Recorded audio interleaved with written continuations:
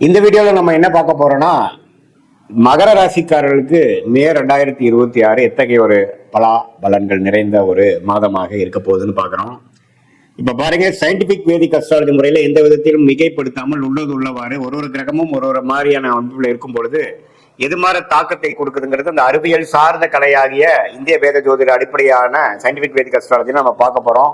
எதையும் மிகைப்படுத்தாமல் பரிகாரங்கள் அது மாதிரி விஷயத்துக்குள்ளெல்லாம் போகாமல் உள்ளது உள்ளவாறு எது மாதிரி பலனை கொடுக்க போகுது, உங்கள் கர்மவினை எப்படி இருக்குது, எது மாதிரி விஷயத்தை உங்களுக்கு ஜாதகத்தில் அடுத்து வரக்கூடிய அமைப்பு கொடுக்க போகுதுங்கிறது நம்ம பார்க்க போறோம். இது ஒரு பொதுவான பலன் தான். இப்ப பாருங்க, மகர ராசிக்கு 2026 மே மாதம் எப்படி இருக்குன்னா, ராசி 6ஆம் இடத்திலே நீடித்திருக்கிறார் மாதம் முழுவதும். குருவே பாத்தீங்கன்னா ஜூன் மாதம் தான் பயிற்சி ஆகிறார். மே மாதத்துல எந்த மாற்றமும் இல்லை. 3ஆம் இடத்துல சனி இருக்கிறார். 7 நாள் சனியிலிருந்து நீங்கி இருக்கக்கூடிய மகர ராசிக்காரர்கள் ஓரளவுக்கு மீண்டு வாழ்க்கையில முன்னேறக்கூடிய அமைப்புக்கு வந்துட்டு இருக்கீங்கிறதா உண்மை. 2ஆம் இடத்துல ராகு, 8ஆம் இடத்துல கேது இருக்கிறார்.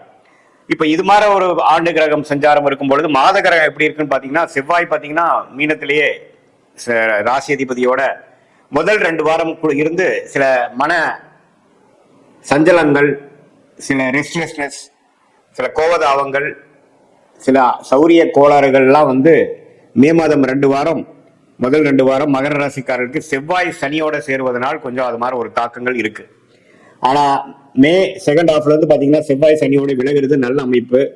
4ஆம் இடத்துக்கு 10ஆம் இடத்துக்கு செவ்வாய் பார்ப்பது தவறு இல்லை. அதே சமயத்துல புதன் பாருங்க 4ல இருந்து 5க்கு மாறி 5ஆம் இடம் என்று சொல்லப்படுகிற சுக்கிரனோட வீடாகிய ரிஷபத்துக்கு வருவது அருமை. அதே மாதிரி சூரியனும் 5க்கு வரார். அப்புறம் மாத கடத்தில பாத்தீங்கன்னா சுக்கிரனும் 6ஆம் இடத்துக்கு போறார். சுக்கிரனே 5ஆம் வீட்டுல ஆட்சி பலத்தோடு இருக்கிறது அருமையான ஒரு time. So golden time May second week, third week, fourth வீக்ல இருந்து வரக்கூடிய செகண்ட் ஹாஃப் ஆஃப் மே மாதம் மகர ராசிக்கு ஒரு நல்ல அமைப்பு இருக்கு. காதல் கை கூடக்கூடிய அமைப்பு, குழந்தைகளால் நல்ல கல்யாணமான தம்பதியருக்கு குழந்தைகளால் நற்செய்தி, குடும்பத்துல குதூகலம், வண்டி வாகனம் சேர்க்கை, வீடை வசதிப்படுத்திக்கிறது, அது மாதிரி பல நல்ல விஷயங்கள், ஆரோக்கியமான விஷயங்கள், கலகலப்பாக இருக்கக்கூடிய விஷயங்கள், சுப விஷயங்கள் நடக்கக்கூடிய அமைப்பு மகர ராசிக்காரர்களுக்கு மே 2026 குறிப்பா சொல்லணும்னா செகண்ட் ஹாஃப் ஆஃப் மே அற்புதமாக இருக்கு. அதை நீங்க கரெக்டா யூஸ் பண்ணிக்கணும். அந்த நேரத்துல பாத்தீங்கன்னா ஏனோ தானோன்னு இல்லாம வரவேண்டிய வாய்ப்புகளை கரெக்டா நீங்க உபயோகப்படுத்தி கொண்டு இந்த குரு, சுக்கிரன், அதே சமயத்துல புதன், அது மாதிரி கிரகங்கள்லாம் நல்ல ஒரு வசதிப்படுத்துவதற்காக ஒரு சுப விரயத்தை கொடுத்து நல்ல வாழ்க்கையில அடுத்த லெவலுக்கு நம்ம போகக்கூடிய அமைப்பை கொடுக்கிறார். வெளிநாடு விஷயங்கள், வெளிமாநில விஷயங்கள், சுப செலவுகள், இது எல்லாமே இருக்கு. அதே சமயத்துல வருமானமும் இருக்கு. இது அற்புதமான ஒரு காலத்தை நீங்க மகர ராசிக்காரங்க இவ்வளவு தூரம் கடந்த 2-3 வருஷமாலாம் ஜென்மசனி, அஷ்டம சனி எல்லாம் தாக்கி ஜென்மசனி, பாத சனியிலிருந்து வெளியில் வரக்கூடிய மகர ராசிக்காரர்களுக்கு இந்த வாய்ப்பை கரெக்டா யூஸ் பண்ணிக்கணும். காதல் விஷயத்துல இருக்கிறவங்க, காதல் செய்து கொண்டு இருக்கிறவங்க, காதல் கை கூடக்கூடிய அமைப்புகள் இருக்கு. பேரண்ட்ஸ் கிட்ட இருந்து பர்மிஷன், கன்சென்ட், ஒத்துழைப்பு, பர்மிஷன் கிடைக்கக்கூடிய அமைப்புகள்லாம் உண்டு. அதே மாதிரி கலைத்துறையில் இருக்கக்கூடிய, மீடியா துறையில் இருக்கக்கூடியவங்களுக்கு நல்ல ரெகக்னிஷன் வாய்ப்புகள் உண்டு. வெளிநாடு போகக்கூடிய அமைப்புகள் உண்டு. சுப முதலீடு பண்ணி வியாபாரத்தை அடுத்த லெவலுக்கு கொண்டு போகக்கூடிய ஒரு எக்ஸ்பான்ஷன் பண்ணக்கூடிய அமைப்புகள் கண்டிப்பாக உண்டு. ஸோ மகர ராசிக்காரர்களுக்கு பார்த்தீங்கன்னா இதுவரை கொஞ்சம் மே மாதம் 2 வாரம், மார்ச் மாதத்திலாம் கொஞ்சம் சிறு பிரச்சனைகள், மன சஞ்சலங்கள்னால் பாதிக்கப்பட்ட மகர ராசிக்காரர்களுக்கு இது ஒரு நல்ல மாற்றமாக மே 2026 குறிப்பா சொல்லணும்னா செகண்ட் ஹாஃப் நல்ல ஒரு வாய்ப்பாக இருக்கு. அதை நம்ம யூஸ் பண்ணிக்கணும். மாணவர்களும் பாத்தீங்கன்னா புதன் சுக்கிரனோட வீட்டுக்கு நல்லா புரிதலோட, ஒரு ஆம்பிஷனோட, கிளாரிட்டியோட, கான்ஃபிடென்ட்டோட படிக்கக்கூடிய அமைப்புகள் மாணவர்கள் காம்படிட்டிவ் எக்ஸாம் எழுதுறவங்களா இருந்தாலும் சரி, 10th 12th எக்ஸாம் எழுதுறவங்களா இருந்தாலும் சரி, மேற்படிப்புக்காக என்ட்ரன்ஸ் எக்ஸாம் போறவங்களா இருந்தாலும் சரி, ஒரு நல்ல அமைப்பை கொடுக்கக்கூடிய ஒரு அமைப்பு இருக்கு. இந்த டைம் நீங்க நல்லா யூஸ் பண்ணிக்கணும்.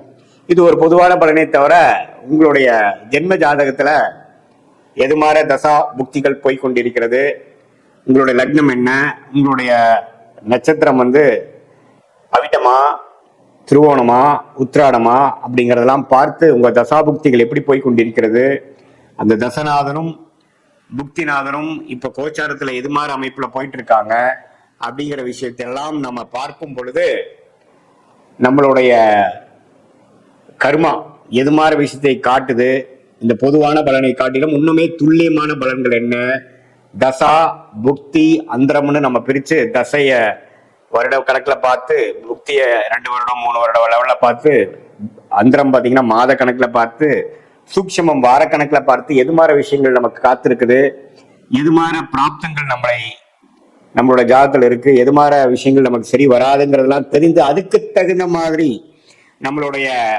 வாழ்க்கை பயணத்தை திட்டமிட்டு அந்த செயல் அமைப்புகளை வடிவமைத்து அது மாதிரி நம்ம அந்தந்த நேரத்தில் நம்ம செய்து கொண்டேயானால் தேவையற்ற பண விரயங்கள், தேவையற்ற சமய விரயங்கள் எல்லாம் தவிர்த்து, ஏன்னா வாழ்க்கையில நம்ம ஒரு 1000 வருஷம் வாழ போறதில்லை.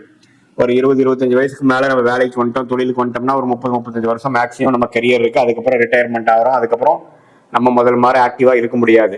அந்த 30-35 வருஷம் எது மாதிரி தசாபுக்திகள் போய் கொண்டிருக்கிறது பொறுத்து தான் நம்ம பிரச்சனை இல்லாத வாழ்க்கையை நோக்கி போறோமா அல்லது பிரச்சனையை நோக்கி போறோமாங்கிறது தெரிஞ்சுக்கணும். அதை தெரிந்து அதுக்கு தகுந்த மாதிரி ப்ரிகாஷனரி விஷயங்கள் பண்ணோம்னா நம்மளுடைய பிரச்சனைகள் நாம தேவையில்லாமல் அதிகப்படுத்தி கொள்ளாமல், எப்படி மழை பெய்யும் பொழுது கொடையை பிடித்து கொண்டு நம்மளை நாமளே கொஞ்சம் பாதுகாத்துக் கொள்கிறோமோ, அதே போல இந்த சயின்டிபிக் வேதிக் அஸ்ட்ராலஜி முறையில நம்மளுடைய கர்மாவை தெரிந்து கொண்டு அது எது மாதிரி விஷயத்தை காமிக்குது, நம்ம என்ன பிறவி பயன் என்ன, எந்த ஒரு விஷயத்துக்காக நம்ம பிறந்திருக்கோம், எது நமக்கு நேச்சுரலா நல்லா வரும், எது நமக்கு ஃபார்ச்சுனேட்டா யோகமாக இருக்கிறது, எது நமக்கு அவயோகமாக இருக்கிறதுங்கிறதெல்லாம் பாஸ்ட்ல நம்ம என்ன நடந்ததுங்கெல்லாம் பேசி சிங்க் ஆகி இப்போ ப்ரெசண்ட்டுக்கு நெக்ஸ்ட் போகக்கூடிய ஷார்ட் டேர்ம் ஃபியூச்சர் என்ன, அடுத்தது வரக்கூடிய லாங் டேர்ம் ஃபியூச்சர் என்ன அப்படிங்கிற மாதிரி விஷயங்கள்லாம் நம்ம பார்த்து அதுக்கு தகுந்த மாதிரி ஒரு வாழ்க்கை அமைப்புகளை திட்டங்களை தீட்டி அதுக்கு தகுந்த மாதிரி செஞ்சோம்னா சயின்டிபிக் வேதிக் அஸ்ட்ராலஜி முறையில நல்ல பலன்